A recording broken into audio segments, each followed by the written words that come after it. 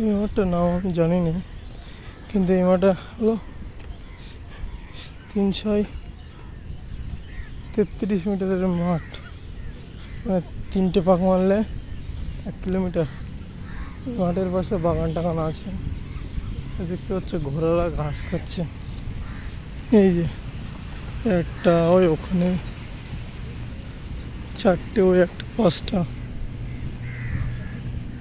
ওই জায়গায় কি সুন্দর একটা ফুলের বাগান আছে। ঘোড়াটা দেখো সেই লেভেলের ঘোড়া।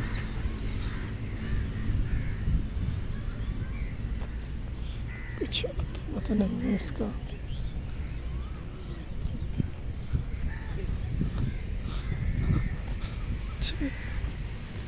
এখানে গ্রুপ মিলে প্র্যাকটিস হচ্ছে। ও একটা ঘোড়া।